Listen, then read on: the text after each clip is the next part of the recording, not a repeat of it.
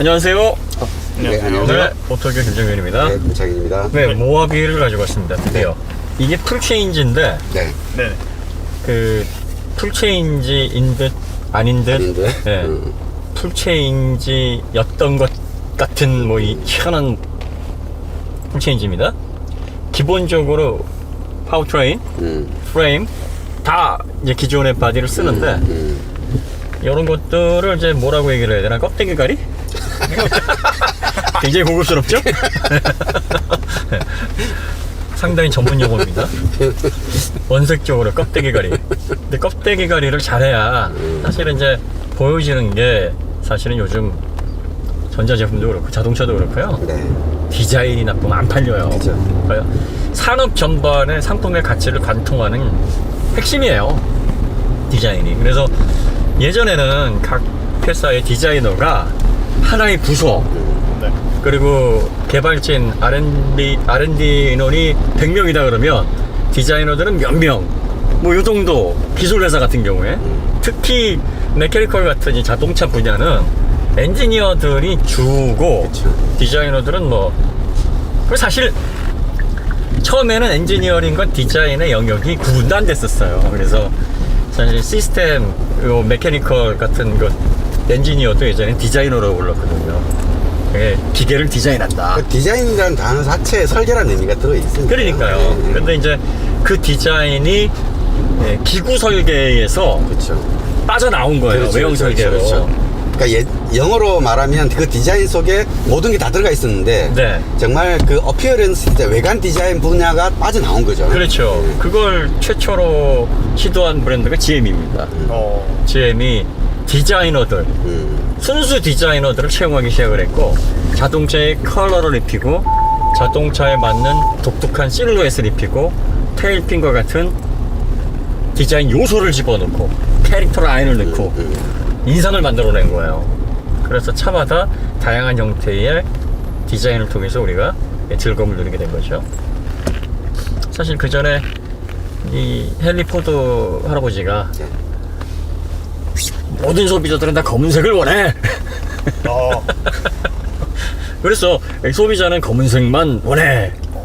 검은색 도료가 가장 빨리 마르고 불량률이 제일 적고 공정이 쉬웠어요. 그래가지고 검은색으로 통일해 해가지고 한 건데, 그러다 보니까 이제 그 당시에는 자동차가 대중화되던 시절이니까 그렇게라도 자동차를 가지고 있는 게 어때요? 근데 이제 이게 점점 대중화 되면 우리가 왜 먹고 살만하면은 왜 다들 그러잖아. 밥만 먹고 어떻게 살아 그러지. 이 다양성이 필요한 거죠, 이제. 그러면 이제 빵도 먹고 국수도 먹고 해야 되잖아요. 그러니까 그런 욕구에 따라서 이제 GM 같은 회사가 캐딜락을 통해서 다양한 형태의 디자인과 시각적인 요소를 만족시키니까 독일에서도 원래 독일에서도 그 훌륭한 디자이너들, 엔지니어이면서 디자이너들, 특히 그 고트립 다임러가 예, 그 칩 디자이너였어요. 그러니까 말하자면은 예술적 감각도 있었고 기계 설계도 잘했고 그 다음에 이제 빌헬름 마이버 같은 경우에는 좀 기계적인 설계에 특화된 엔지니어였고요. 둘이 좀 성향이 좀 달랐는데 그래서 독일 차도 보면은 이 팬더 굉장히 유려한 윙이라고도 하잖아요. 날개처럼 뭐 그런 모습을 보여주기도 했죠. 그래서 이제 디자인만 갈아서 이렇게 바뀌었다 하는 게 어떻게 보면은 뭐 큰 의미가 있냐 이렇게 보시는 분도 계신데 지금이 1980년대, 90년대 또 2000년대 초반까지라면 뭔가 이거는 문제가 있다라고 지적을 할 만한데 지금 2021년이란 말이에요. 네. 그 내연기관이 이제는 발전할 만큼 발전했어. 그러니까 가지고 있는 거를 이제는 잘 쓰는 시대가 된 거지. 우리가 새로운 거를 만들어서 새로운 가치를 준다라기보다는 이런 시기에서 잘 만들어진 완성도가 높은 제품을 소비자들이 불편 없이 계속 이용할 수 있도록 내장, 외장을 바꾸면서 상품성을 계속 유지하는 것도 브랜드에서는 상당히 유효한 전략이고 효과적인 방향이다 이렇게 보여집니다. 그 대표적인 경우가 지바겐이잖아요. 아, 그렇죠. 지바겐도 1970년대 출시가 돼가지고 50년이 약간 안 됐네요. 팔라비 왕조가 2만 대 사줄게. 아, 그래서 만든 거죠? 그래서 만든 거죠. 근데 딱 만들어가지고 컨펌 받아가지고 이제 어디로 배송해드릴까쇼라고 하려고 하는데 망했어 팔라비 왕조가. 노쇼. 사상 최대 노쇼. 사상 세대. 그래가지고 헛드. 근데 이제 워낙에 완성도가 좋으니까. 네. 지금 지바겐은요. 네. 그 슈타이어에서 만들어서 마그나 슈타이어, 스트리아의 슈타이어에서 설계해서 거기서 이제 제작해서 만들어지고 지금도 그래요. 네, 지금도 거기서 대리 생산하고 있고. 지바겐이 좋은 차냐? 지금은 이제 프레임 구조가 다 바뀌었죠.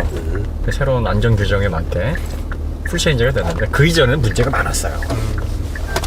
그러니까 바디의 구조 해석이라든지 안전도가 시대에 뒤떨어졌다. 그래가지고 이제 막 거기에다가 새로운 전장이나 뭐 편의장치만 덧붙이고 외형만 바꿔가지고 온 건데 그래서 이제 문제가 많은 걸 이제 바꾼 거예요. 근데 이제 모하비 같은 경우에는 나온 지가 이제 13년 됐죠. 네, 2008년. 네, 그러니까 현대적인 구조 해석을 한 바디예요. 그렇죠. 네, 그러니까 요거 같은 경우에는 보통 앞으로도 한 7, 8년 정도 더 쓰고 그리고 또 이제 새로운 시대에 들어가게 되면 전동화로. 그렇죠. 이제 새로운 전동화가 되겠죠, 이제 얘도. 거기서 바뀌면 돼요.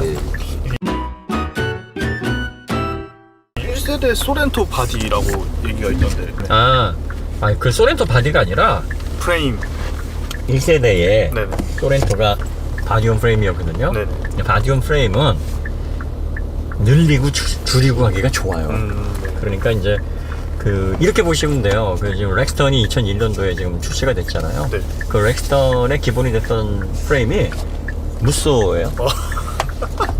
거기까지 올라가는. 네, 거야? 거기까지 올라가요. 근데 그걸 그대로 쓴 게 아니라 네. 사이즈에 맞게 또 강성에 맞게 그걸 기초로 놓고서 설계를 한 거예요. 그러니까 지금 이것도 1세대 소렌토의 프레임을 네. 기본으로 놓고 사이즈를 늘리고 또 보강을 해서 만든 겁니다. 이 프레임은 바디온 프레임은 그게 장점이에요.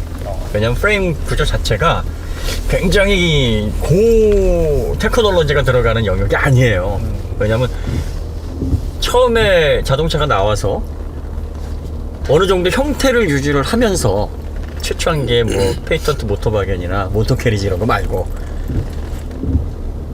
어느 정도 형태를 갖추면서 변속기를 갖추고 디퍼런셜을 갖추고 그러니까 이때가 어느 점에 1901년, 1902년 마이바흐가 변속기, 3속 변속기를 적용을 해서 속도를 내기 시작했던 지금의 형태로 발전하기 시작했을 때부터는 거의 다 바디움 프레임이었어요. 거의 다. 예.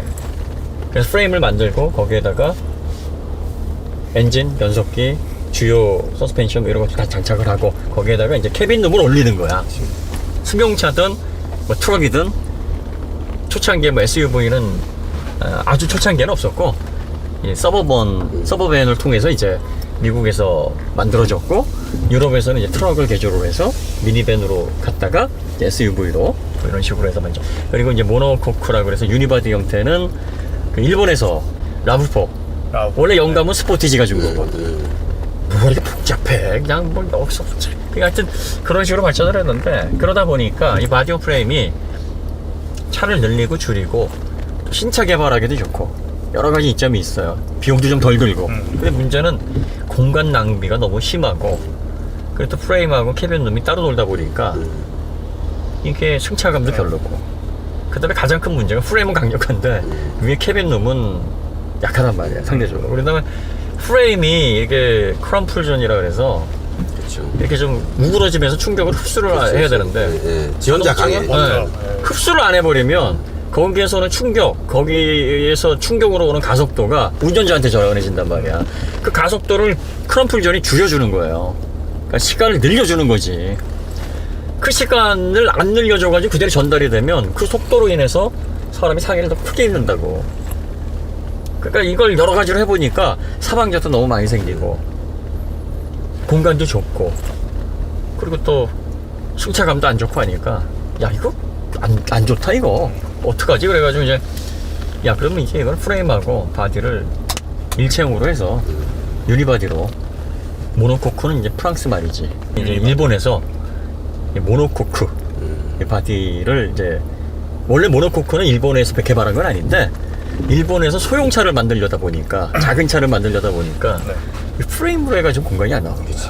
그러니까 이제 야 이거 작지만 공간도 넓고 연비도 좋고 승차감도 괜찮은 차 뭐 없을까 하다가 아 예전에 좀 모노코크 공법 유니바디 공법이 있었는데 우리가 그걸 한번 밀어보자.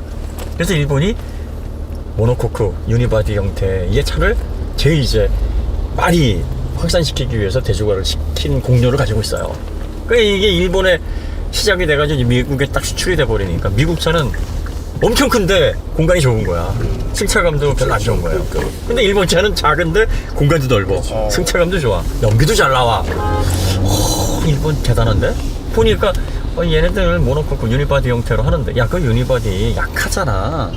프레임이 밑에서 강하게 맞춰줘야 이게 큰 차랑 부딪혀도 이렇게 우그러지지도 않을 텐데 아 그래도 시대가 이런 시대인데 우리가 조금 보완해가지고 한번 개발을 해보면 어떨까요? 그래서 퍼지기 시작을 했어요. 대중화되기 시작했는데 사실 이 모노코크가 처음에는 이 구조 해석을 이제 컴퓨터로 다각적으로 해야 되는데 그걸 못하니까 그러니까 이제 엔지니어들이 지식을 가지고 야 여기는 강하게 받고 여기는 약하게 받고 이제 기본적인 중요한 거는 이제 초창기에도 컴퓨터가 있긴 있었는데 전반적인 걸 다 시뮬레이션 할 수가 없잖아요. 그러니까 부분 하다 보니까 실제 크러쉬 환경하고 설계했을 때 그 의도된 그거하고 딱 다른 거예요. 그러니까 갑자기 뭐 사고가 났는데 사용자가 차에 껴서 죽는다든지 캐빈룸이 보존이 안 된다든지 그러니까 어떤 얘기가 있냐면 야 모노코크 차는 쿠킹 오일이야.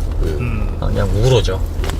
그러다가 80년대에 이제 CAE 방식의 그 컴퓨터 방식의 설계 다양한 설계 프로그램 캐드라든지 뭐 카티아라든지 이런 구조 해석을 할 수 있는 3D 설계 프로그램이 적용이 됐어요. 그러다 보니까 그걸 기반으로 해가지고 입력을 해서 어느 부분은 우그러지고 어느 부분은 버텨야 되고 이런 구조 해석이 가능해진 거죠. 지금은 프레임의 강성을 모노코크 유니바디가 이겨낼 수는 없어요. 워낙에 뭐 두꺼운 강이 들어가니까 이겨낼 수는 없는데 전반적인 안전도나 승객을 보호하는 측면에 있어서는 이 유니바디가 이점이 상당히 많아요. 그래서 실제로 부상률이나 사망률이 프레임 바디에 비해서 유니바디가 떨어진다 뭐 이렇게 볼 수가 없어. 이건 전반적인 통계를 내봐야 되겠지만 그 다음에 이 프레임 바디온 프레임의 약점이 뭐냐면 차는 멀쩡한데 운전자가 크게 다치거나 사망하는 경우가 있다고. 그 다음에 전복이 됐을 때 워낙에 차가 무겁고 하니까 네. 루프가 잘 못 견디는 현상이 있어요. 그리고 이 프레임 무게나 하부 무게가 워낙 나가니까 이 위쪽을 상대적으로 조금 가볍게 만드는 네. 설계를 많이 쓴단 말이에요. 그래서 지금은 이제 그게 또 많이 보강이 됐어요. UHSS 강이 요즘은 뭐 기가파스칼까지 나오니까 네. 인장 강도든 뭐. 그래서 요즘은 라디온 프레임이다 뭐 유니바디다 뭐가 더 안전하냐 그렇지 않느냐 이런 논의를 하는 것보다는 네. 대체적으로 자동차의 안전도는 양쪽 다 확보가 잘 돼 있어요. 그러니까 뭐가 더 안전하고 뭐가 더 우수하냐는 2000년 초반까지 있었던 논쟁이고 지금은 뭐 사실은 잘 만들어진 유니바디 잘 만들어진 바디온 프레임이 좋아요. 그런데 이제 용도가 다르니까 구별해서 사용을 하면 된다.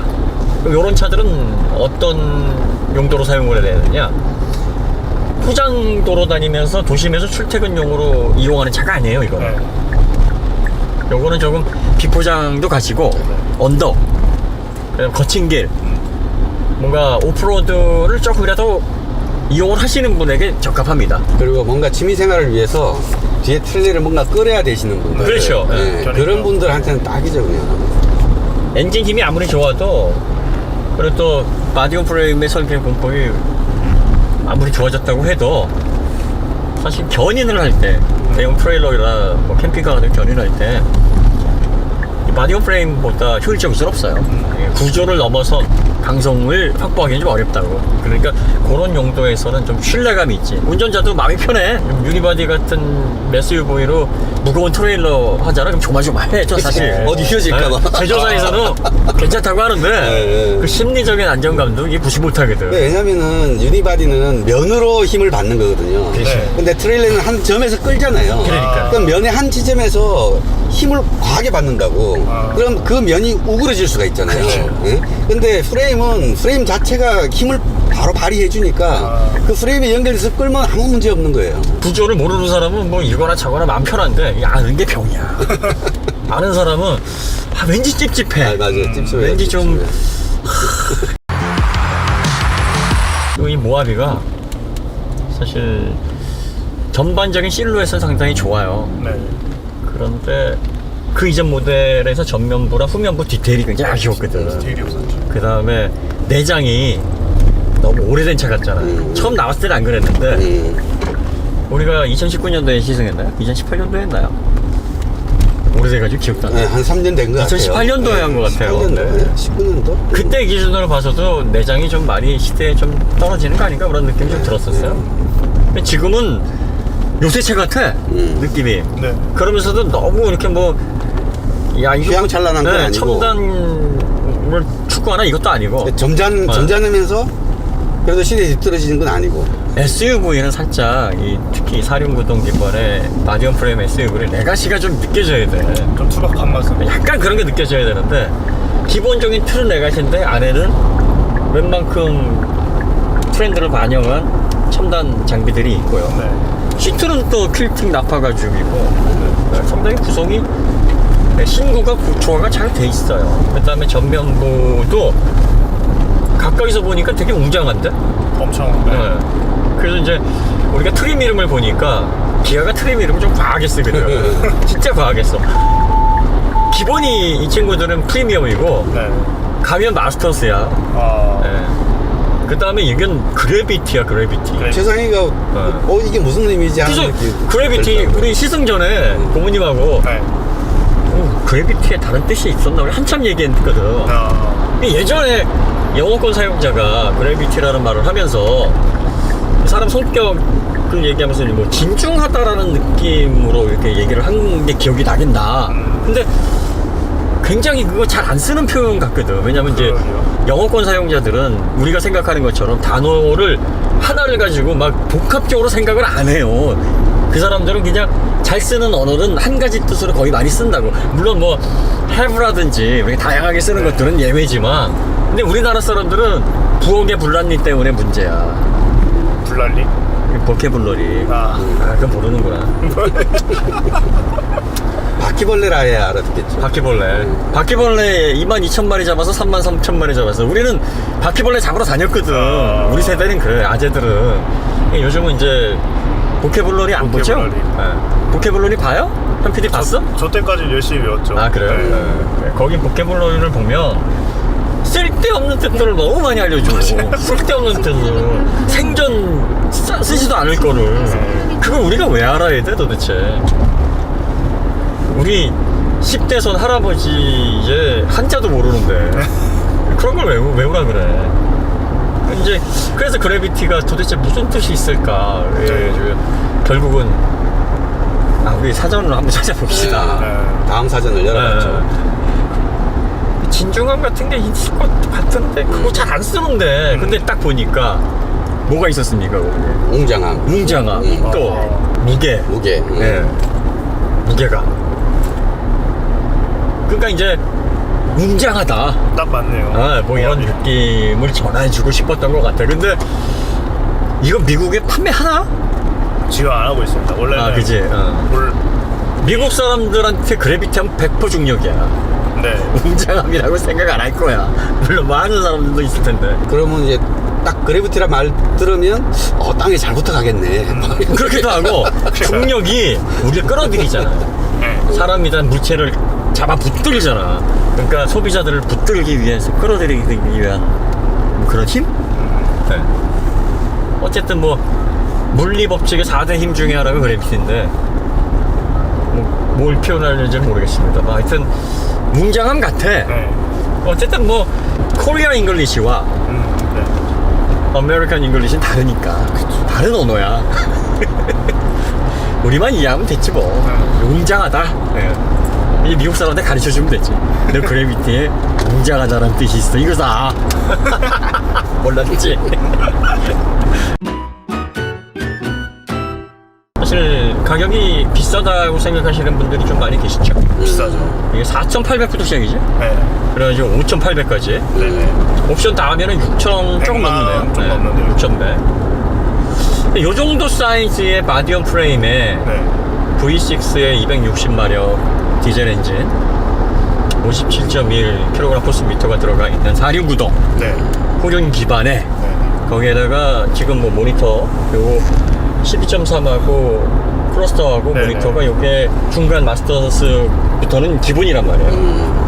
또 이 퀼팅도 기본이야. 얘가 기본이에요? 네, 기본이에요. 그게 5,300만 원이 그럴 거예요.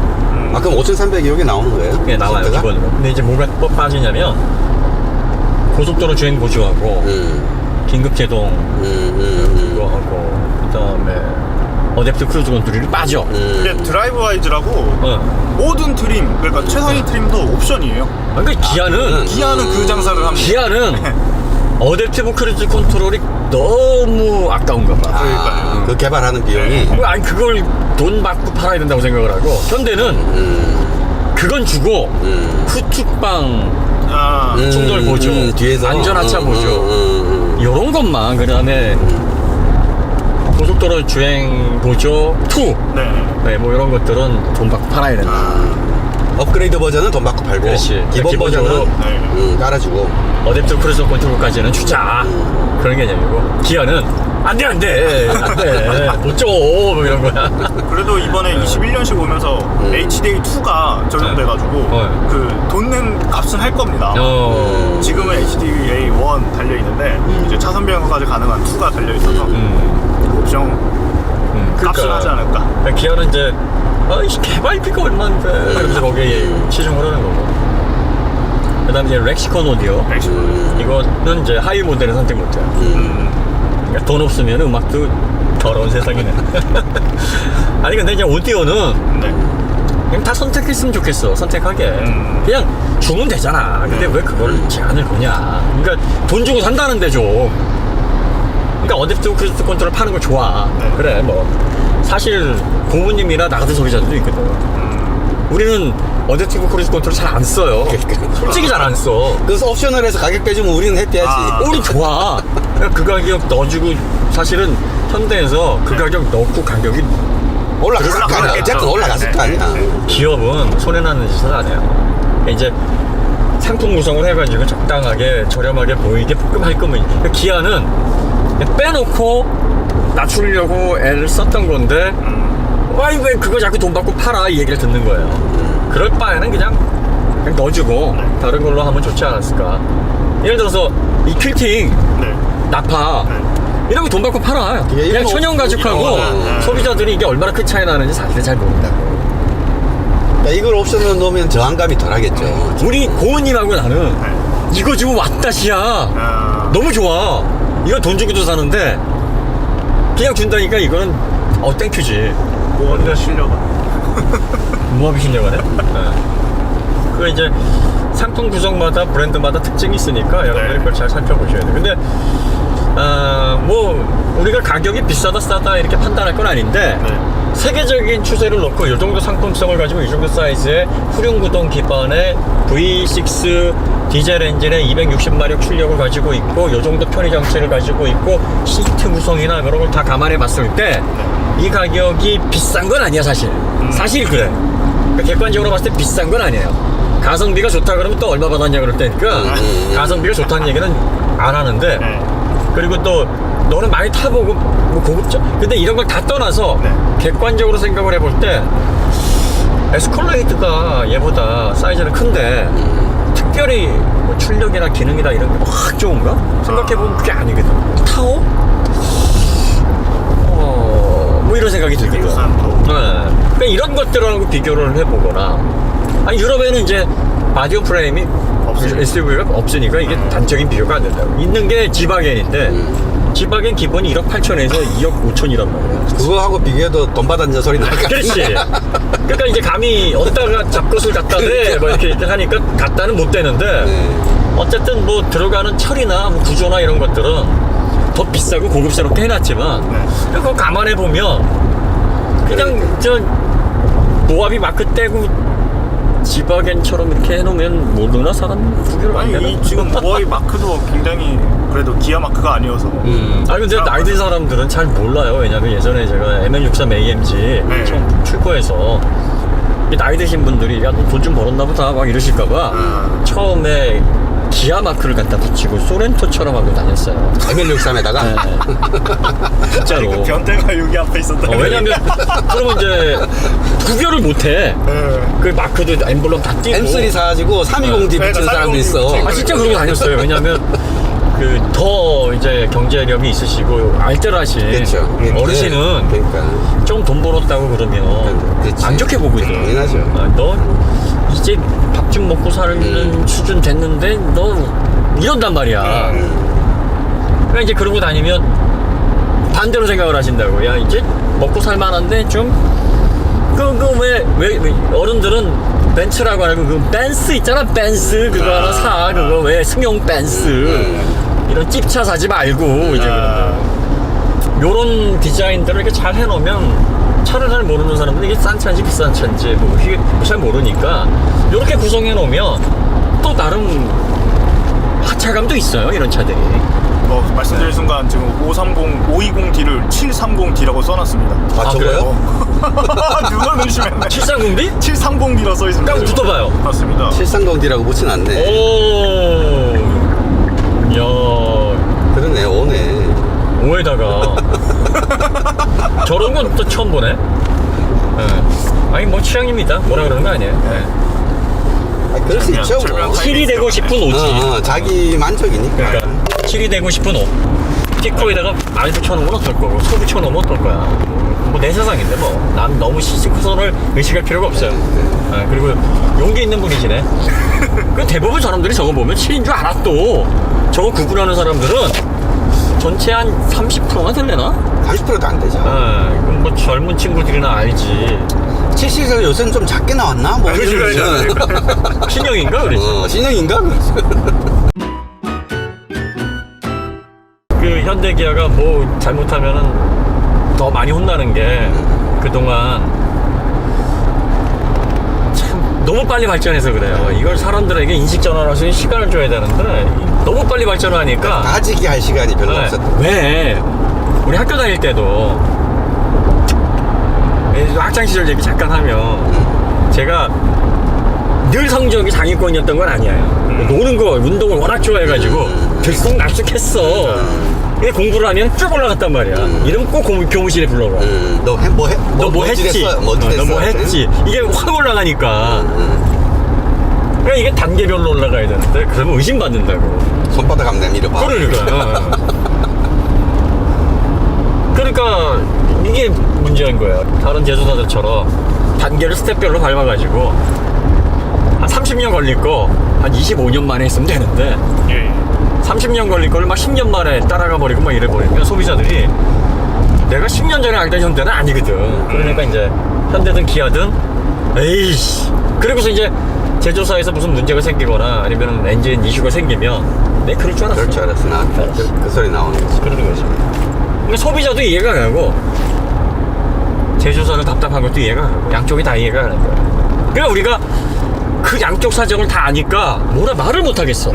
제조사도 기술적인 특이점이나 뭐 이런 것들을 누구보다 잘 또 관심 있게 보는 사람들이라 그렇다고 소비자들 속상한 거 그건 또 모르는 거 모르는 거 아니야. 아니죠. 그러니까 이쪽 편도 들을 수가 없고 저쪽 편도 들을 수가 없으니까 아예 그냥 입을 봉해버리는 거야.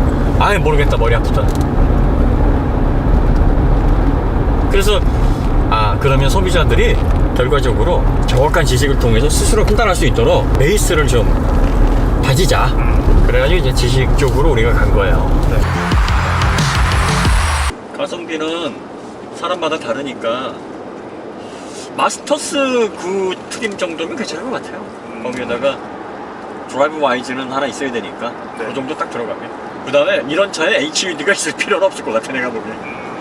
HUD가 뭐 이런 마디움 프레임의 SUV까지 필요한가? 물론 뭐 필요하시다고 생각하시는 분은 하셔야 되겠지만 이런 거는 이제 옵션으로 넣으면 되겠죠. 그렇죠. 이것도 없어요. HUD. 한 100만 원. 오디오는 저는 한 6, 70만 원대 제공되는 브랜드의 오디오, 프리미엄 오디오는 하시라 그래요. 왜냐면은 근데 나가서 하려 그러면 그보다 비싸요. 훨씬 비싸니까. 네, 비싸고 효과도 없고. 그리고 오디오는 순정으로 작업이 잘 된 고정을 잘 시켜야 돼. 스피커가 한번 자리를 딱 잡고 각도를 맞춰 놓잖아. 그러니까 지금은 예전에는 그런 거 잘 못했는데 요즘은 사운드 전문가들 뭐 렉시콘이나 뭐 하만카돈이라든지 뭐 뱅앤올롭슨, 포칼. 포칼, 그 외에 마크 레비스 뭐 여러 가지 브랜드가 있잖아요. 고메스터 이런 업체들과 이제 협업을 할 때 사운드 전문가들하고 협업을 해요. 사운드 전문가들이 이제 파장을 이 고음, 죽음, 정음의 그 직진성이 다 다르거든. 그러니까 파장을 계산해서 스피커 각도를 다 틀어요. 그래서 이 어디에 배치될 것인지, 그 다음에 굴곡은 어떻게 만들어서 스피커를 넣을 것인지 이게 설계 단계에 다 합의가 되기 때문에 디자이너들도 나중에 이제 스피커 전문가들, 사운드 전문가들하고 이렇게 얘기를 하면서 디자인을 수정을 해.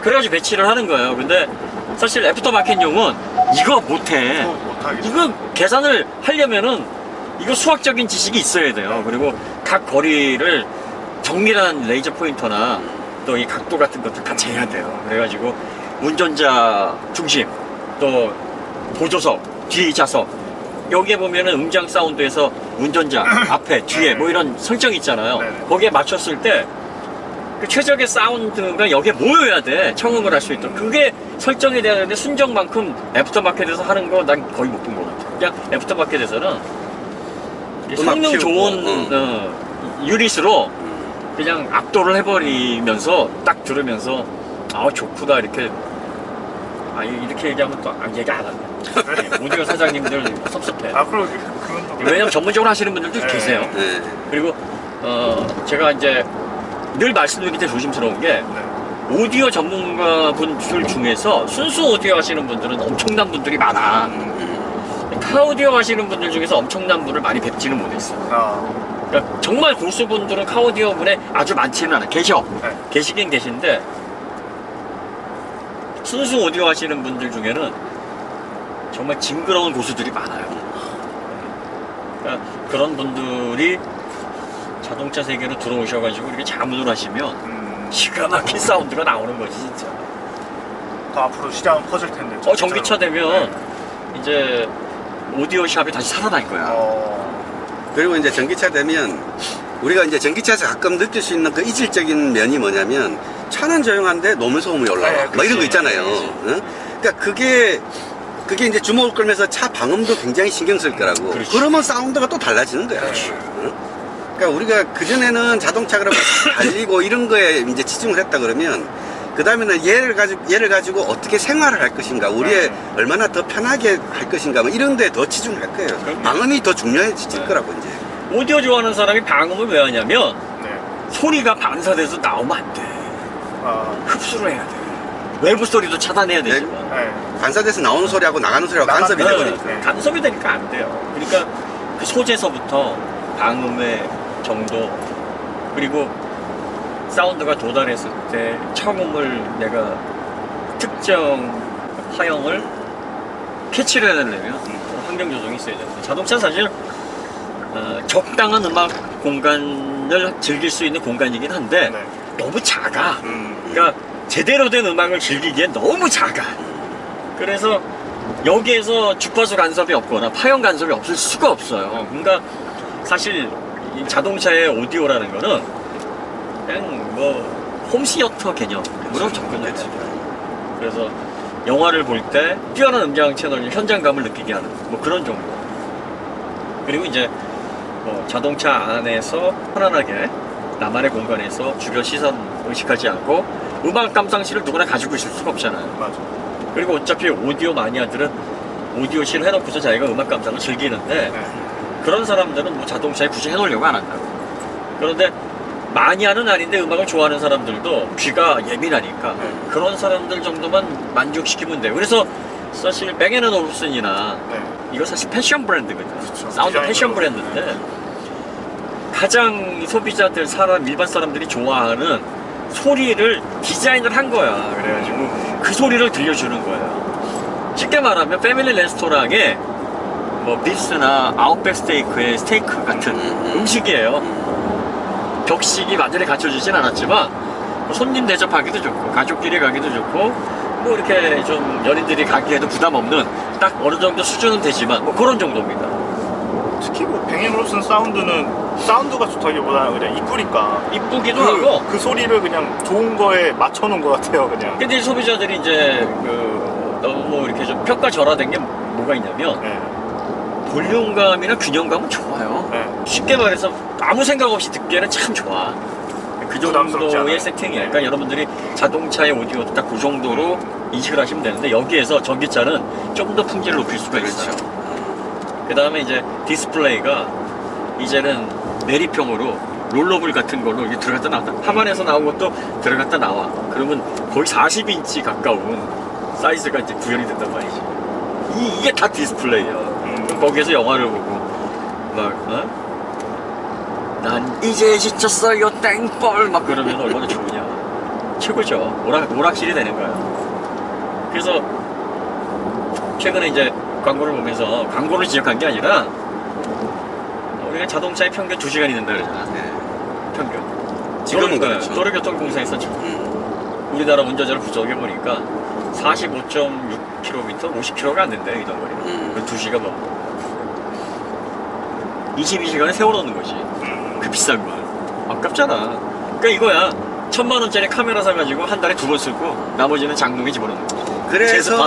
그래서 차에 뭘 자꾸 하는 걸 되게 돈 아깝다고 생각하시는 분이 많아요. 그렇지. 처음 그게 차 또 사가지고 주라고 생각하다가 나중엔 안 한다고. 차에다가 2천만 원치 오디오를 발라놨는데 그거 얼마나 쓸 거야. 그러니까. 근데 7년 있다 팔면은 그걸 또 다 떼고 판다? 떼고 팔 수도 있지. 근데 보통 뭐 그냥 달린 채로 팔고 막 하잖아. 응? 근데 만약에 차가 정말 하루에 나 오디오 듣기 위해서 차에서 살 거야. 샤워하고 잠잘 때만 집에 들어가 이런 상황이 되면 그럼 이야기는 또 다르죠. 그렇죠. 그게 특히 우리나라에서는 더 유효한 게 아파트라는 주거 공간이 스피커를 뭐 한 2천만 원짜리 해놔도 못 트는 경우가 엄청 많아요. 막 위아래 대리석판 뭐 대놓고 해도 막 민원 들어오고 그러니까는 위아래 옆에 다 해놔야 돼요. 그러니까요. 그러니까 그 방음비가 얼만데. 그 이게 문제란 말이에요. 그러면 그 오디오 영역을 들어보고 싶어도 그 비용 때문에 못 들어보시는 분들은 자동차에서 즐기는 거예요. 그 다음에 한때 왜 우리가 뭐 DVD방, 비디오 방이라 그러지. 네네네. 이게 90년대, 2000년대 유행을 했었단 말이에요. 그러니까 연인과 함께 프라이빗한 시네터 공간. 아 이게 또 차에서 보는 낭만이 또 있잖아요. 어디 이렇게 한적한 데 차 호숫가에다 대놓고서 영화 한 편 보고 괜히 분위기도 로맨틱해지잖아. 네. 썸 타다가 갑자기 연인이 되기도 하잖아요. 그러니까 그런 그림들. 그 다음에 아이들하고 같이 게임 패드 연결해가지고 밖에 나와서 아들하고 아버지하고 게임하면 뒤에서 누가 쳐다봐. 엄마가 아이고 저 화상들 그러잖아. 그러니까 엄마의 눈을 피해서 할 수도 있는 거란 말이지.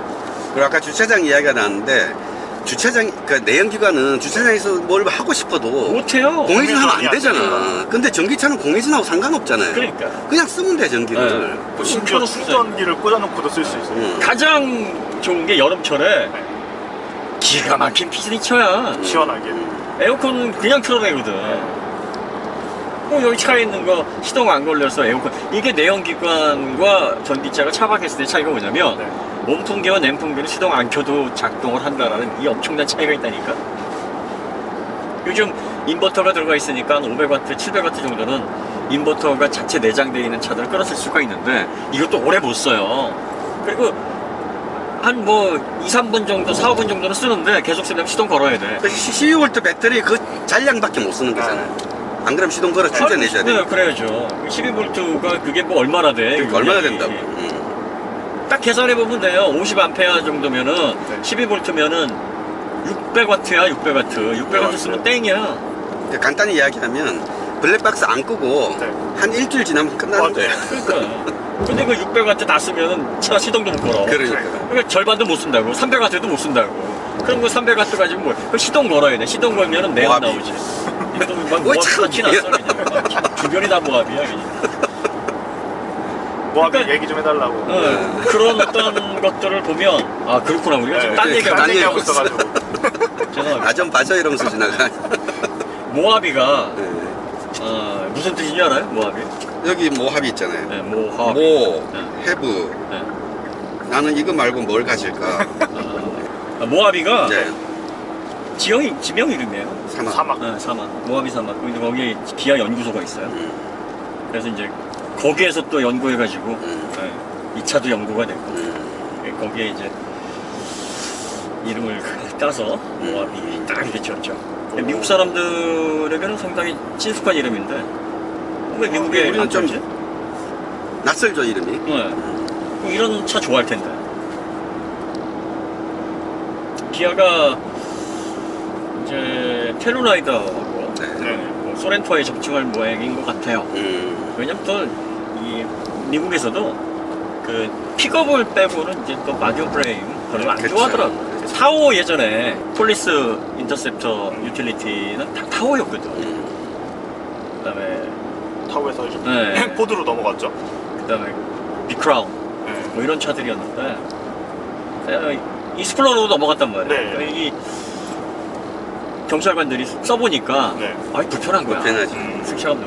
그래서 요즘 미국 사람들도 그 F 트럭이나 실버라도 뭐 이런 것들은 다 마디움 프레임 써야 되는데 SUV는 대형이라도 유니바디가 요즘 잘 나오니까 그쪽으로 이동하는 것 같아요. 그 미국에서 볼레고라는 이름으로 이제 판매를 했었는데 그 당시에 기아 이미지가 네임밸류가 그렇게 안 좋아가지고. 그러니까 지금 그 테루라이드 이후로 그러니까요. 다시 재진출해도 괜찮을 것 같아요. 왜냐면은 테루라이드가 워낙에 지금 엄청 네.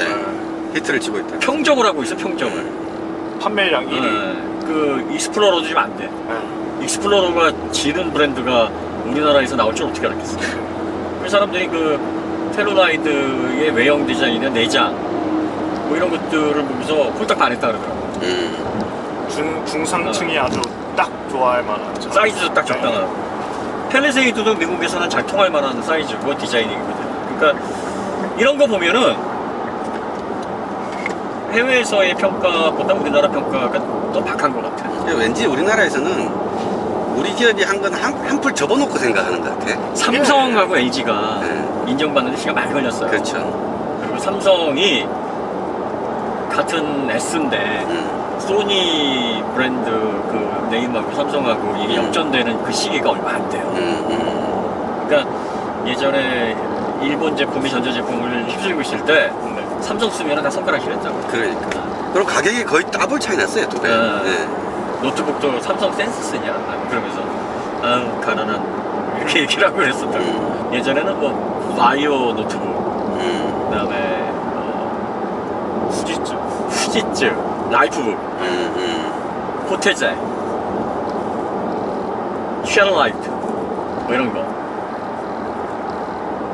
그 다음에 또 뭐 아주 그 전에는 컴팩, IBM, 싱크패드, 델도 사실 미국에서는 사실 가성비 모델. 가성비 모델이고 중국으로 따지면은 레노버 같은 레노버. 근데 중국에 가면 또 레노버가 중국의 삼성이야 또. 거긴 고급인데 미국에서는 또 가성비 라인이고. 그러니까 이제 로컬에서 하고 해외에서 하고 이미지가 다른데 삼성이 로컬에까지 모든 분위기를 다 정리하면서 자국에서도 인정받는 게 불과 10년 전이에요. 그러니까 그 20년 동안 네. 정말 뼈를 깎는 인고의 세월을 보낸 거지. 쑥과 마늘을 먹은 거지. 그러니까 현대가 지금 딱 10년 갔으니까 앞으로 10년 후에는 달라질려나? 기어나? 한 20년 정도는 돼야 인식 전환이 되는 것 같아. 전기차 시대 10년을 잘 보내면 그렇죠. 전기차를 어떻게 초일류가 열까가 되는 문제인 건데. 거죠. 네, 맞아요. 네, 이 전기차 맞아요. 시대 10년 이게 문제인 거야 지금. 지금 기술적으로나 품질 면으로 봐서는 세계 탑 클래스에 진입을 한 거는 맞는데 그걸 또 릴라이어빌리- 대놓고 말하기가 네. 애매한. 그렇죠.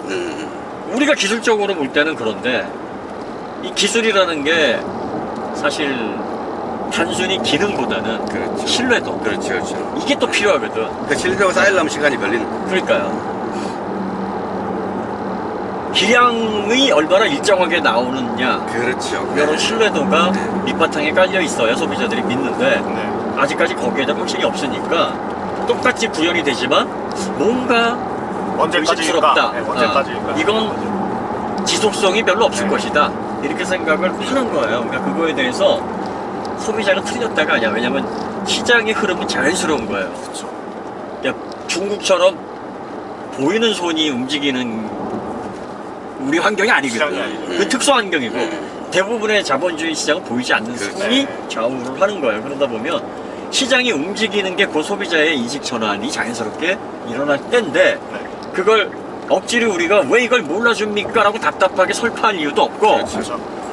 또 기업 측에서 너무 성급하게 개봉시키려고 할 네. 필요도 그럴 필요도 없어요. 없죠. 네. 소비자들도 내가 바보스러운가? 라고 생각할 필요도 없는 거야.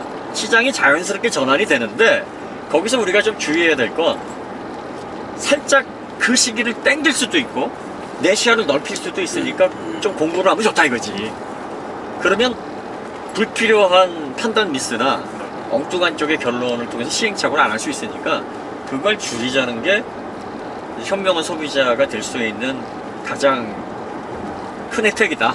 그래서 이제 우리가 이제 지식 쪽을 얘기하는 거예요. 그래서 이 모하비 같은 경우에도 이게 전반적인 세계적인 추세를 놓고 보면 이 친구들이 요구하는 가격이 네. 그렇게 합리적이지 않은 건 아니에요. 근데 문제는 뭐냐? 모하비가 나는 명품 반열에 들어갔으면 좋겠어.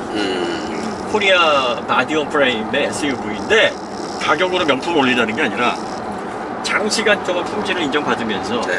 그 가치를 구입하고 싶어 하는 그런 제품으로 오래 남았으면 좋겠어요. 우리나라도 한 30년 정도 롱런하는 모델이 현역으로 좀 있어야 되는 시기가 됐어. 그러니까 이런 모델들이 소비층이 두터워서 네. 많이 파는 볼륨 모델은 될 수가 없어요. 그렇죠. 그러니까 근데 이제 어쨌든 매니아층이 그래도 사라지지 않고 찐득한 매니아층이 있어서 확실히. 그게 유지가 될 수 있는 원동력은 될 수 있죠. 그리고 전 가능성이 충분히 있다고 보는 게 중고차 가격 그 방어가 그러니까.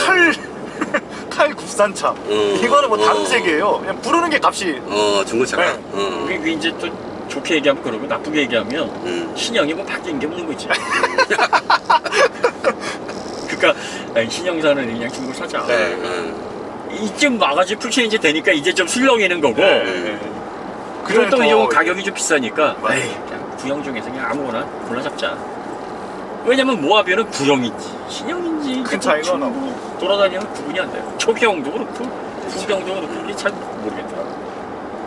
그러니까 이게 소비자들이 충성도를 높이는 또 좋은 그렇죠. 네. 방향일 수도 있어요. 그러니까 모하비는 우리나라 자동차 라인업 중에서 가장 개성이 넘치는 차야. 맞아. 그리고 사실 우리같이 다양성이 없는 자동차 문화에서 이런 차는 좀 계속 롱런을 해야 돼요. 보존해야 돼. 그리고 가격대를 지금의 4천 후반에서 네. 5천 후반 네. 계속 묶어놨으면 좋겠어. 네. 계속. 왜냐면 이게 전동화돼서 만약에 가격이 조금 뭐 배터리 때문에 오른다고 하더라도 이런 형태의 뭐 하나 마디움 있었으면 프라임의 좋겠죠. SUV가 해외 시장에서도 저는 통할 거라고 봐요. 그리고 이 정도 품질이면 해외 시장에서 이거 안 먹어. 모하비가 처음 나왔을 때 기아가 네임 밸류가 너무 없었어요. 네, 맞아. 미국의 마디움 프라임, 특히 트럭 시장은 네. 신규 브랜드가 절대로 만만하게 들어올 수 있는 시장이 아니에요. 워낙 견고해. 잘하는 선발 주자들이 너무 많아요. 포드, 토요타. GM이 꽉 잡고 있고 해외에선 도요타야. 네. 랜드크루저가 그냥 뭐 일본 브랜드는 이미 80년대부터 진출을 해서 픽업, SUV 이런 시장 개척을 했는데 2007년도에 들고 나가서 그것도 생판 모르는 기아가 이런 마디움 프레임 차를 들고 나왔을 때 경쟁이 됐겠냐 말이야. 근데 지금 테루라이드가 워낙 길을 잘 닦아나가니까 네. 요게 만약에 전기차로 해가지고 한 500km 이상 갈 수 있는 그런 전기차에서 미국 시장 또 뭐 국내 시장 이렇게 한 7, 8년 후에 네.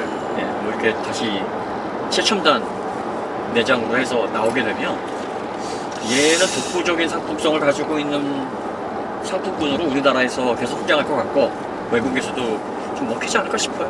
네.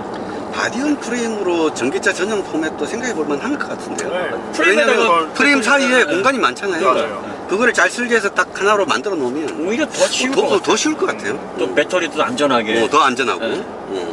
가장 이상적인 설계가 나올 별 변화 없이 그러니까 별 변화 없이 맞아요. 대신 이제 실내 공간은 좀 앞으로 넓히고 뒤로 그렇죠. 네. 지금 이제 앞에 너무 공간을 많이 잡아요. 엔진 같은 거 막 있으니까. 그래서 이게 마디움 프레임은 또 변경하기 좋은 게 이 네. 캐빈 바꾸기가 좋아요. 그쵸. 네.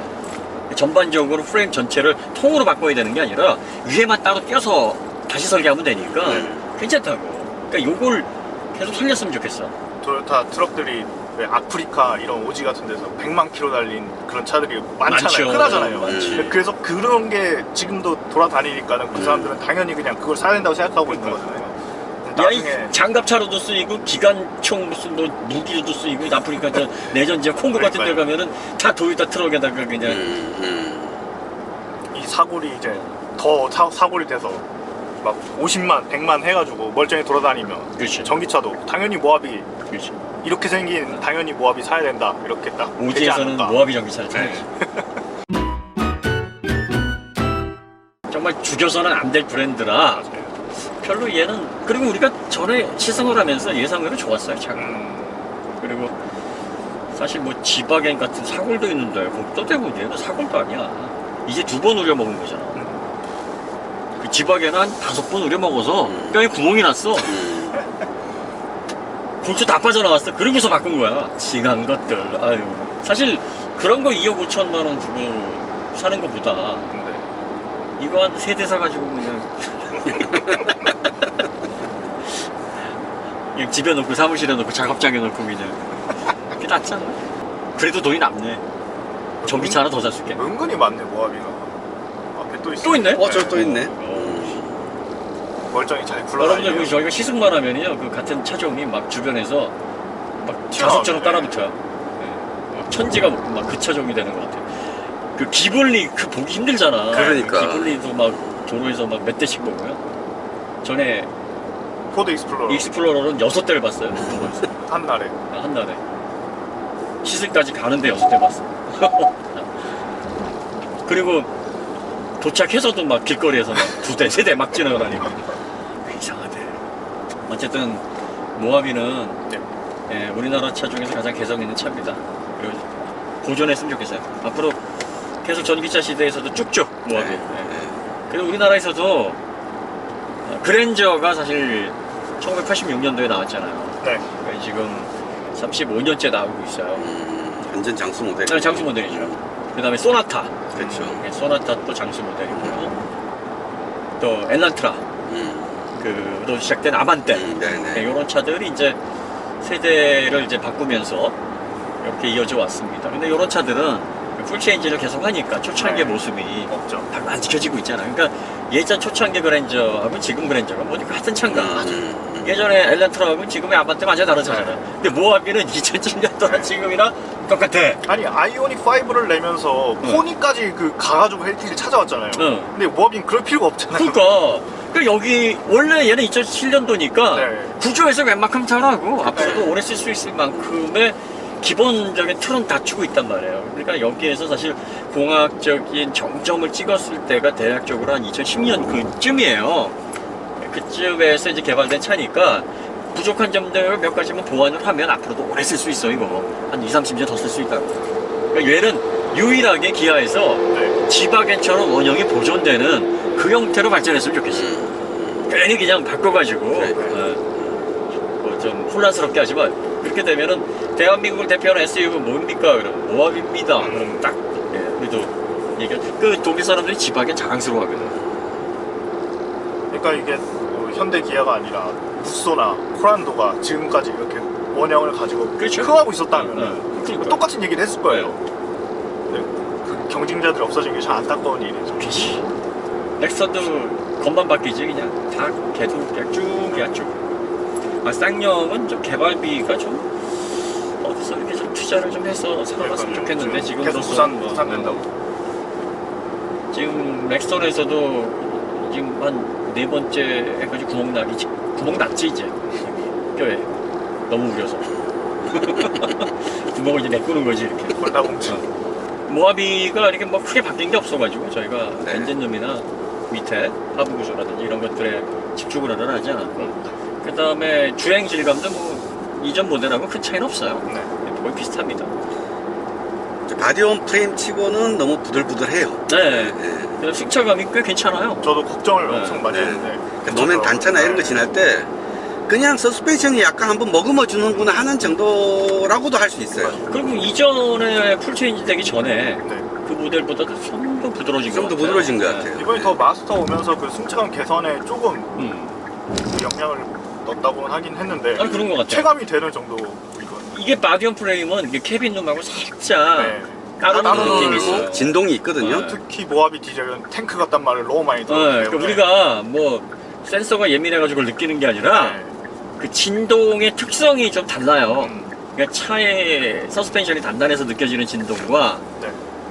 프레임하고 캐빈 간의 이격으로 뭔가, 느껴지는 네, 그게 네. 따로 살짝 노는 달라요. 듯한 진동. 네. 네. 그러니까 그게 이래서 달라 규정하는 게 아니라 이거는 서스펜션 단단함에서 오는 느낌이 아닌데라는 이질감이 있어요. 그런 게 좀 느껴지는데 이건 좀 덜해요. 네. 승차감 면에 있어서 좀 더 조율이 잘 된 것 같고. 그러니까 사모님한테 네. 그냥 운전해라라고 맡겨도 사모님이 뭐 차가 이래 네. 이런 말이 안 나올 거예요. 근데 이제 이게 걱정되는 거는 앞에가 더 웅장해졌어. 네, 네. 그리고 이제 약간 좀 각이 네. 좀 살아나서 여성분들 여성한테- 운전하기 좀 네, 힘드실 네, 거예요. 주차하기도 좀 까다롭고 이게 폭이 아주 넓지는 않은데 생각보다 네, 1925 그 정도. 1925 정도예요. 그러니까 마세라티 기블리보다 기블리보다 작잖아요. 그 1945야. 네, 1945예요 그거. 마세라티가 병태지 그게. 길이도 딱 마세라티 기블리만 해. 네. 네, 살짝 4.5 5m가 살짝 안 돼. 9 초반. 네, 4930인가 그럴 거예요. 그러니까 이게 근데 각이 져가지고 이게 또 길어 보여. 네. 또 높으니까 또 높아. 부피감이 있어 보이는 175 정도 되잖아. 네. 176 정도 되나? 뭐 그러니까 게 부담이죠. 성인 남성 키 정도거든. 그러니까 위압감이 장난이 아니에요. 네. 이런 마초 성향의 남성들은 취향에 잘 맞을 것 같아. 그다음에 V6 디젤 뭐 얼마나 문제 많다 뭐 그러는데 네. V6 디젤 정도만 되면은 뭐 출력, 연비 뭐 다 두루두루 네. 괜찮잖아요. 그러니까 진동도 진동 특성이 달라지죠. 기축. 사실 인라인 4 디젤이 딸딸이지. 그렇죠. V6 정도 되면은 뭐 딸딸이라는 소리 안 들어요. 그러니까 그런 측면에서 보면 얘가 4,800 기본으로 해가지고 난 옵션 다 필요 없어 하고 타시면 가성비 좋은 거야. 그리고 거기에 가죽 시트 들어가고 모니터 들어가. 네. 클러스터는 안 따지지만. 네. 그런데 뭐 중간쯤 되면 이런 거 다 들어가니까 5,000 한 300 정도. 그러면 드라이브 와이즈까지 들어가게 되면은 그게 한 105만 원 정도 되죠? 네, 그 정도. 네, 그러면 5,400, 5,500만 원 조금 안 되겠네. 5,500만 원으로 뽑으면은 불편 없이 탈 수 있을 것 같아. 이 전자식 계기판도 이제 제네시스 GV80에 비해서 우측방 그 모니터 있잖아요. 네. 그 카메라 화면을 보여주지 않는 그런 큰 차이가 있어요. 그러니까 기아의 서러움이죠. 깜빡이를 켜면 이게 네, 보여줘야 네, 되는데. 그러니까는 사실상 큰 의미가 디지털 클러스터에 큰 의미가 없다고 보여집니다. 그러니까 기아는 왜 밀어줄 거 좀 밀어줘요. 사오는 걸까요? 하나하나? 현대. 그러니까 이제 이런 거 있어요. 조직이 네. 회사 그러니까 말하자면 이제 현대 기아처럼 같은 대기업을 운영하다 보면 네. 그 회사가 아니야 사실 조직적으로는. 그러니까요. 그럴 수가 없어. 회계도 다 다르고 조직도 다 다르고 다 달라요. 그런데 이제 남양연구소에서 뭐 R&D 같이 하고 공유하고 하니까 또 뭐 저 그룹 총수 일가가 또 있고 하니까 그래 그거다 이렇게 보는데 그게 보여요. 조직이라든지 내부의 운영, 상품비용 이런 것들은 다 별도로 돼요. 그러니까 이걸 뭐 같은 한 식구라고 하기도 그렇고 아니라고 하기도 좀 그래. 근데 뭐 같은 기술을 쓰는 거긴 하잖아요. 그러니까 이제 거기에서 내부적인 지침이나 네. 가이드라인이나 또 기업 간의 그 내부적인 협약도 또 맺어요. 현대와 기아 사이에서도. 그러니까 어떤 기술은 현대, 어떤 기술은 기아, 또 그 기술에 대한 권리를 또 어디 가지고 있느냐에 네. 따라서 예를 들어서 뭐 현대에서 야 우리 기아하고는 노선이 다른데 뭐 이걸 제공하기엔 좀 곤란하다 뭐 이렇게 얘기를 하면은 원천 기술 자체가 기아 쪽에 귀속이 안 돼 있으면 네. 가져올 수 없는 거지. 협조가 돼가지고 뭐 계열사니까 우리가 뭐 그런 기술 제공할게 하면 올 수 있는 거고. 그러니까 회사에 어떤 기술을 사용하거나 뭐 자금이 흐르거나 거래를 하거나 이런 게 이게 구멍가게 같은 거하고 다르다니까. 그냥 주머니에서 이렇게 나가서 그래 뭐 같은 뭐 우리가 네. 남이가 이게 아니야. 그리고 또 이게 회계가 나중에 또 해서 안 맞으면 이 진짜 엄청난 문제가 생기거든. 배임 횡령이 그래서 생기는 거라고. 주식회사 딴하고 또 이게 차원이 다른 거야. 이 기업은. 그러니까 이런 것들을 일반 소비자들이 그놈이야 이렇게 얘기할 수 있는 건 아니에요. 사실 그 내부적인 건 우리가 잘 몰라. 그쵸. 그러니까 이게 왜 그런지에 대해서 그냥 의심, 퀘스천 마크만 하는 거죠. 왜 기아는 왜 안 할까? 그냥 거기서 멈춰야 돼. 전자식 계기판도 이제 제네시스 GV80에 비해서 우측방 그 모니터 있잖아요. 네. 그 카메라 화면을 보여주지 않는 그런 큰 차이가 있어요. 그러니까 기아의 서러움이죠. 깜빡이를 켜면 이게 네, 보여줘야 네, 되는데. 그러니까는 사실상 큰 의미가 디지털 클러스터에 큰 의미가 없다고 보여집니다. 그러니까 지금 이런 것들이 쉽게 말하면 햅티폰 같은 시대인 거예요. 그리고 아직까지 자동차가 스마트폰 영역으로 못 들어갔다라는 얘기가 이게 예전에 그 음악 플레이어 워크맨 들었던 시절과 MP 플레이어 아이팟 들을 때 시절하고 완전히 달라진 게 디지털로 다 검색하면서 하나하나씩 다 찾아낼 수 있고 저장할 수 있으니까 얼마나 편했어. 지금 자동차가 전기차는 얘는 딱 그런 수준이야. 스마트폰화 되면 다 할 수 있잖아. 네.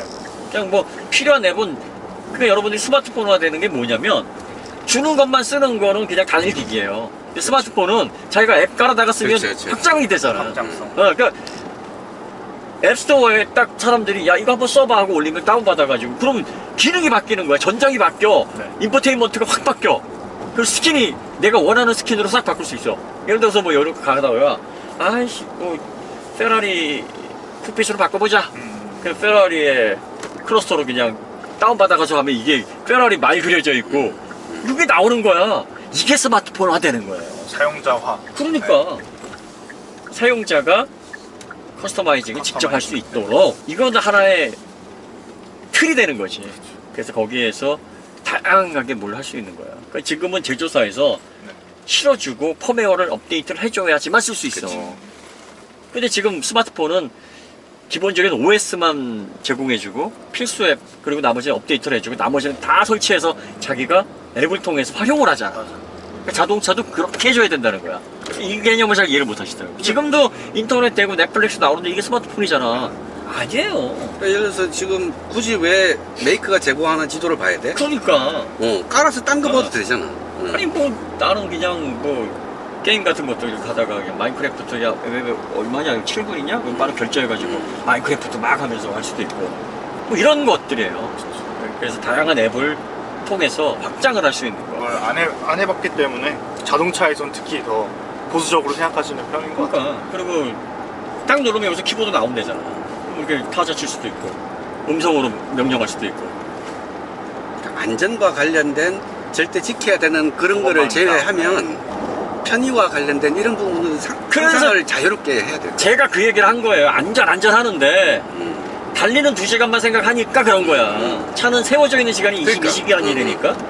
그래서 그 22시간 동안 즐기게 하면 그렇죠. 차에서 안 나가요. 그렇죠. 차에서 안 나가면 그게 다 돈이야, 데이터 하는 그렇지. 사람들은. 그렇지. 그 서비스 매출을 일으키란 말이지. 그 서비스 시장이 폭발하기 직전인데 왜 그걸 안 하냐 이거야. 스마트폰화가 되면 그 자동차에 집중되는 데이터를 가지고 데이터 비즈니스가 된다니까요. 테슬라가 데이터 비즈니스란데, 아니 데이터 비즈니스를 하려면은 앱을 사야지, 음악을 사야지, 영화를 사야지. 살 게 얼마나 많은데 지금 디지털 그거를 FSD만 딱 팔아. 누가 또 보험 파는 게 그 데이터 비즈니스 아니야. 그건 그런 데이터가 거. 아니죠. 자율주행은요, 그거는 데이터를 사는 게 아니라 기능을 사는 그쵸. 거예요. 그러니까 데이터 개념은 아니야. 그리고 이제 테슬라가 하는 데이터 비즈니스는 그렇게 각 자동차에서 취합된 데이터 비즈니스 속에 사람들의 라이프 스타일을 빅데이터로 분석을 해서 네. 보험에 반영하고 또 다른 서비스를 설계할 때 반영하고 이런 식으로 해서 상품 기획을 하는 그 근거로 해서 비즈니스를 하겠다는 거지. 그러니까 가장 시스템적인 부분에서 조율되는 비즈니스고, 네. B2C를 하려면 네. B2C를 하려면 여기에서 직접 돈을 쓰게 해야 된다니까. 그 시장이 엄청난데, 그 애플에서 구글에서 아마존에서 그러니까. 엄청난 돈을 벌고 있는 그 데이터 비즈니스를 엉뚱한 쪽으로만 테슬라 그거 안 한다니까. 어떤 분은 아케이드가 스마트폰이래. 아이 그거 참 아케이드 그거 카트라이더 같은 거 틀어주고 뭐 예전 그 뭐 스트리트 파이터 같은 거 그게. 그러니까 아이폰 초기를 생각해 보면은 그 아케이드 수준의 초기 전기차는 거기에 머물러 있을 것 같아요. 아이폰도 맨 처음에 블루투스 칩셋이 들어가 있는데 네. 막아놓고 해킹해서 풀어 쓰고 그랬었거든요. 그러니까는 그 제조사들이 맨 처음에는 그렇게 보수적으로 모든 아니, 권한을 주지 않지 그렇지 않아요. 그러니까 스마트폰이라는 거 개념은 네. 기능이 있는데 막혀 있는 건데 지금 네. 기능이 없다니까. 지금은. 네. 그러니까 그것대로 바꿔야 돼. 신경계서부터 모든 걸 다 바꿔놓고 그러고 나서 하나씩 풀어주는 거야. 그렇죠.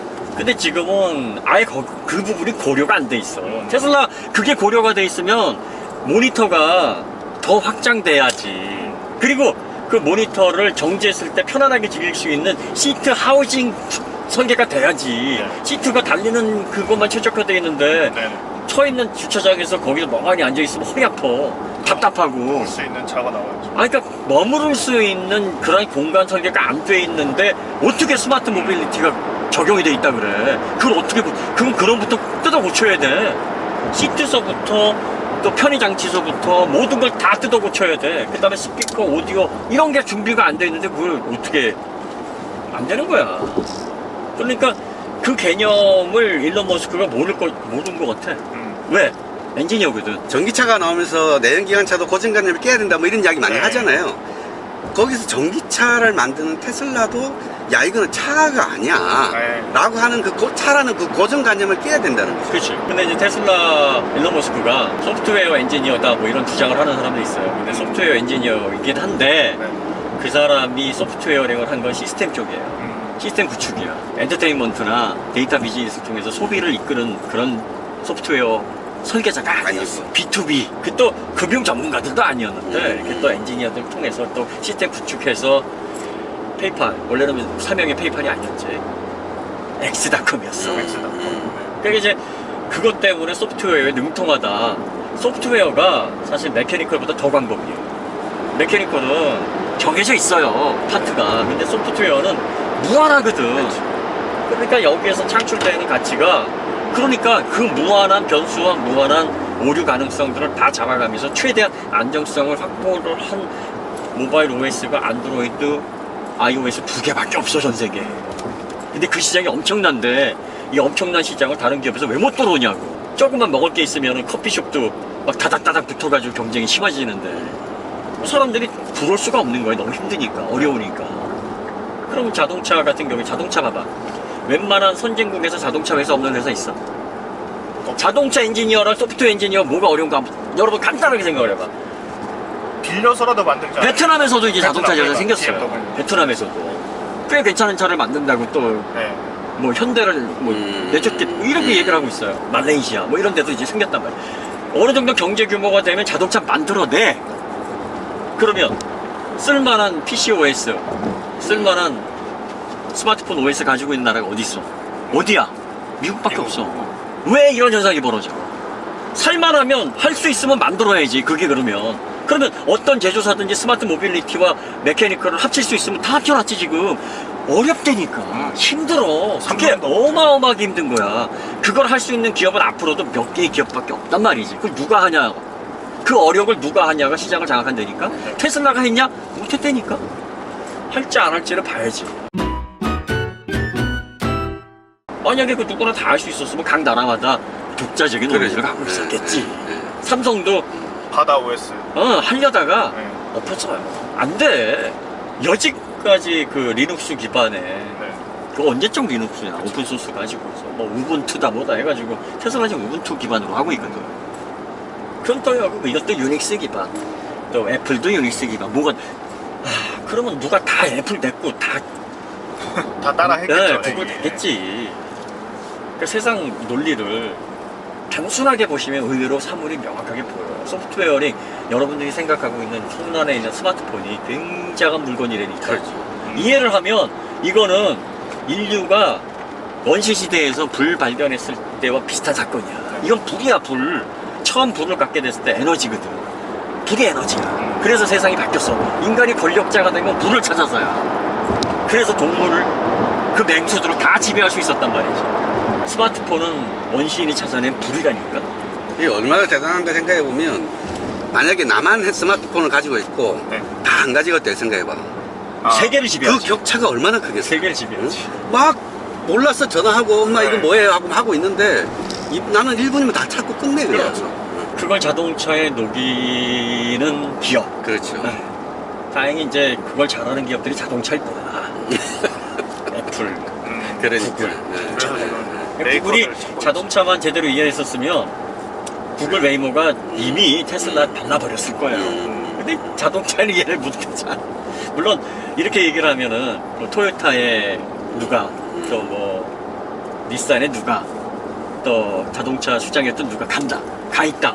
전반적으로 자동차를 양산하는 조직과 엔지니 R&D 모든 조직들이 다 갖춰져 있어서 자동차를 이해하는 그 기업과 일부 자동차의 실무에 참여했던 사람들이 부분 들어가서 그 조직에 융화돼서는 다르죠. 완벽하게 달라요. 그러니까 구글이라는 자체가 완성차를 만들어 보고 완성차에 대한 이해를 가지고 있었다 그러면 지금의 자율주행 판도는 테슬라가 구글 못 이겼을 거야. 그런데 테슬라는 전기차부터 접근을 해서 자동차, 전기차는 이해를 굉장히 잘해요. 그러다 보니까 실제로 운행 조건에서 필요한 것부터 실용적으로 찾아 나간 거야. 근데 구글은 처음부터 완벽한 시스템을 만들어 놓고 자동차에다 이걸 붙이려고 하다 보니까 예기치 못한 문제가 계속 발생을 하는 거지.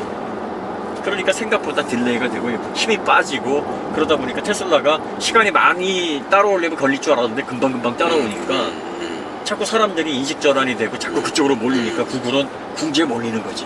애플도 자본도 있고 소프트웨어도 막강하지만 자동차 만들어 보지 못했으니까 네. 뭐 협력을 하는 기업이 누가 될지 모르겠는데 애플을 잘 요리하면 돼.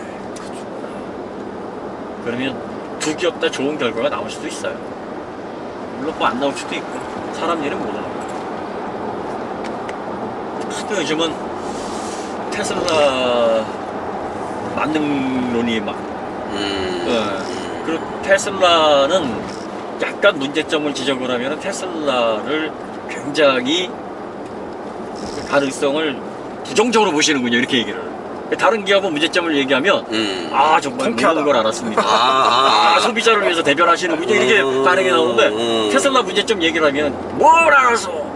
긍정적인 게 정상인데 너 왜 부정적으로 보냐. 그렇지. 응? 테슬라는 너무 긍정적이야. 그 다음에 테슬라는 앞으로 미래 사업이 다 이루어졌어. 에너지 기업이래. 아니 뭘 에너지로 뭘 생산을 해서. 테슬라가 무슨 뭐 발전소 운영을 하나. 아니거든. 그 솔라 패널, 솔라 시티를 통해서 그 친환경 발전을 아주 일부분을 해요. 그게 지금 전 세계 미국 내의 발전량에 비하면은 몇 퍼센트 기여도를 따지기도 어려울 정도로. 근데 에너지 기업이래 벌써. 이래서 사람이 나는 놈이 돼야 되고 우주를 가야 돼. 그러면 이제 몇십 년 다 후에 밸류까지 평정하는 다 거죠. 끌어오고 로켓을 발사했다가 그걸 다시 돌아오겠다 했는데 뭘 못하겠어. 쏘고 있으니 그러니까 대단해 보이긴 하는 건 맞는 것 같아요. 근데 이걸 했는데 뭐 못하겠냐? 못하겠어. 뭐 이렇게 그렇게 생각하는 거죠. 평가되는 거죠. 뭐 그럴 수도 있고 아닐 수도 있어요. 그걸 지켜봐야 돼. 그다음에 데이터 비즈니스를 통해서 뭔가 유의미하게 무슨 매출을 올리거나 성과를 올리지도 않았는데 데이터 기업이라고. 그거 안 해야지. 그러니까 제일 여러분들이 신경 써야 될 거는요. 잘 되는 기업 따라다니세요. 투자하시는 분들이 그래. 내 주식 올라가야 되는데. 유난히 이제 신경을 많이 쓰시는 거죠. 네. 그리고 이런 얘기들 또 이런 댓글들도 있어. 네가 일론 머스크보다 똑똑해? 아니 일론 머스크한테 뭐라 그러려면 영어로 했지 우리가. 영어로 하지. 아니면 영어 자막이라도 달아놓지. 일론 머스크가 우리 한글 들어가지고 한국어로 하는데 무슨 말인 줄 알아? 들어주지도 않아요. 그러니까 바빠요. 아예 생각도 안 해. 그럼 그 사람은 유튜브 볼 시간도 없을 거야. 너무 그러니까 바빠서. 엄청 바쁜데. 우리는 우리끼리 뭉치자는 거예요. 우리끼리 판단 잘하자. 우리는 일론 머스크나 빌 게이츠나 정의선 회장이나 이런 사람들처럼 성공한 사람들이 아니잖아. 네. 마음대로 세상을 바꾸고자 해서 뭔가 바꿔볼 만한 진취적인 드라이브를 할 수 있는 그런 위력 있는 사람들이 아니라고. 위력이 없는 사람들이 위력이 있으려면 어떻게 해야 되냐면 뭉치면 돼. 그래서 스프링벅이라든지 가젤이 뭉쳐 다니는 거야. 스프링벅 같은 경우에도 약하지만 뭉쳐서 다니면 몇만 마리가 움직이니까. 그래서 정확한 지식이 필요한데, 왜냐하면 스프링벅 같은 이런 군집 초식 동물이 어떤 문제가 있냐면 앞에서 우두머리가 길을 잘못 인도하잖아. 다 따라가. 앞에 낭떠러지가 있어. 멈추질 못해. 아, 이건 뭐 자연적으로 그 자연 개체를 줄이기 위한 현상이다 뭐 이렇게 동물학자들이 보기도 하는데, 뒤에서 밀어버리니까 앞에서 아무리 멈추려고 해도 멈출 수가 없는 거야. 그러니까 대중들이 정확한 지식을 가지고 타겟을 가지고 기업을 평가하고 앞으로 팩트를 향해서 나가는 건 굉장히 중요하다니까. 그러니까 우리에게 도움이 되자고 이걸 보는 여러분, 또 힘없는 일반 대중들, 이런 사람들에게 조금이라도 사고가 많아지면 그 많은 것들이 우리의 사고력을 훈련시키거든. 신체에는 여러 가지 근육이 있잖아. 이두박근, 삼두박근, 승모근, 전완근, 또 기립근, 대퇴이두근, 대퇴사두근, 뭐 이런 근육들을 아재들은 피트니스 클럽 가면 대용근만 그냥 막 펌핑을 해. 그러니까 가슴은 볼록한데 나머지는 다 막 균형이 안 맞잖아. 이런 몸들은 봐도 안 멋있는데 그냥 어깨 힘 딱 주고 자기들은 멋있다고 착각을 한단 말이야. 그러니까 각 부분에 맞는 그러한 다양한 형태의 자극을 줘야 우리의 사고가 아주 멋지게 균형 잡히게 발전한다니까. 그래서 다양한 생각, 다양한 주제를 계속 던져서 토론을 하는 거예요. 자극이야. 바디빌딩, 신체 근육을 만드는 거는요, 기존의 섬유 조직을 손상시키는 거예요. 손상시키면 이걸 다시 리빌트 하면서 섬유 조직이 더 두꺼워지고 강해져. 그래서 근육이 커지는 거야. 반복 자극을 통해서. 그러니까 빌딩이라고 그러잖아. 빌딩은 파고 허물고 다시 짓는 게 빌딩이야. 그러니까 기존의 생각을 깨야 돼. 그러려면 토론을 해야 돼.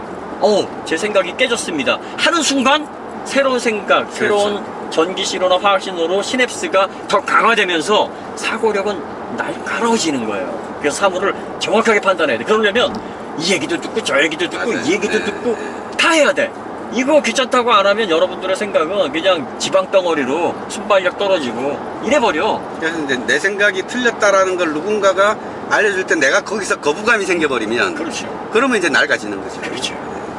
그래서 다양한 주제로 토론을 하는 거예요. 테슬라 얘기 많이 한다고 일론보다 똑똑해? 참 바보스러운. 제가 일론보다 똑똑했으면 내가 테슬라를 하고 있지. 했겠죠. 야, 그리고 솔직히 일론 한 방에 머스크가 하고. 우리나라에서 태어났어 봐. 저 하이마트에서 대리점 하고 있을걸? 그래요? 의사 되지 않았을까요? 이게 첨단 기능 뭐 이렇게 우주로 가고 싶어 했으니까 저기 군대에 갔을려. 아니야, 저기 그 영월에서 네. 천체 박물관장 하고 있었을 거야. 스티브 잡스가 우리나라에서 태어났으면 용산에서 메모리 팔고 있을 거야. 빌 게이츠가 빌 우리나라에서 게이츠. 태어났었으면 지금 웹하드 운영자 됐을 거야. 미국이란 나라가 기회의 나라긴 해요. 그리고 자본이 몰려있고 또 웬만큼 진취적인 젊은이들 창업을 했을 때 그 스타트업에 몰리는 자금이 그러니까 스케일이 네, 달라버리니까. 우리나라에 대비 공이 2개가 더 붙어. 뭐든 가능한 거야. 운칠의 기상. 환경도 맞았고 운도 맞았지만 그 사람도 또 탁월했다. 우리끼리는 좀 소모적인 논쟁을 하지 말고 우리끼리 뭉치자고요. 네.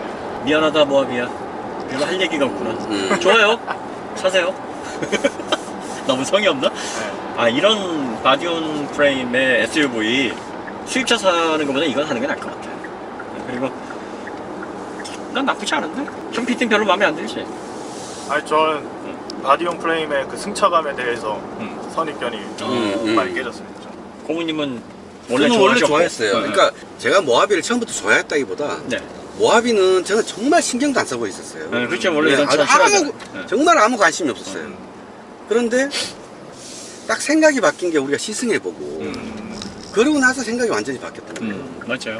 저도 SUV는 무조건 미국 아니면 독일 이쪽으로 생각을 하다가 모하비를 보면서 이거 의외로 괜찮은 차다 그런 생각을 해서 사실 그 전에 모하비를 우리처럼 높게 평가한 매체도 별로 없었어요. 그래서 사람들이 의외로 그래가지고 이제 조회수도 굉장히 많이 나왔고 또 의외로 모하비 차주분들에게 감사한 메일도 많이 받았어요. 그래요? 왜냐면 차주들이 느끼기엔 너무 좋은 차였는데 오토교에서 좋게 평가를 해줘서 뭐 감사 이런 메일을 또 많이 주시더라고요. 근데 느낀 그대로가 그래요. 근데 요게 우리도 그때 얘기했을 때 사골인데 뭘 타 했는데 좋았거든요. 그러니까. 그때로부터 지금 2년 조금 넘었는데 아직 3년 채 안 지났는데 지금 느끼는 느낌도 그때에 비해서 더 좋아요. 그러니까 내외장이 더 세련되게 바뀌고 승차감도 승차감도 살짝 좋아지니까 살짝 좋아지고. 요 정도 되면은 또 한 몇 년 끌고 갈 수 있을 것 같은데 라는 느낌이 들어요. 네, 그러니까. 이 정도면. 그러니까 또 가격대에 비해서 지나치게 가격을 요구하는 것 같진 않아요. 좀 더 저렴했으면 좋았을 텐데 그러니까 이 차의 가치나 이 차의 의외의 상품성을 모르는 사람들에게는 가격도 오르고 비싸 이렇게 생각할지 모르지만 우리는 그걸 한번 경험을 해봤기 때문에 여기서 조금 더 가격이 오르긴 했으나 뭐 좋아진 거 대비 적정 수준이겠다 뭐 이렇게.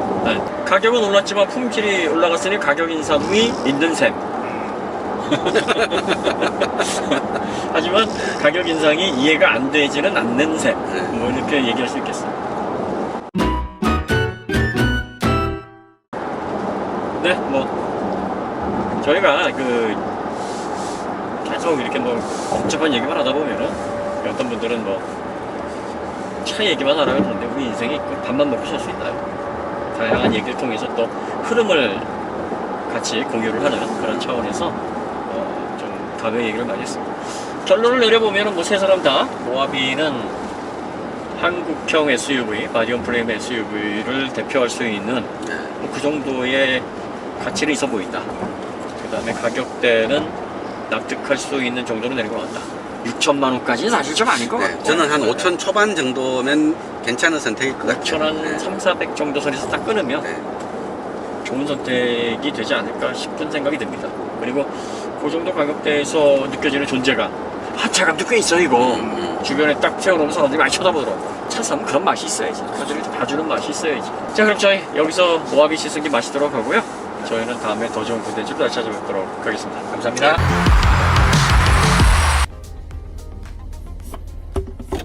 오늘은 일교차가 큽니다.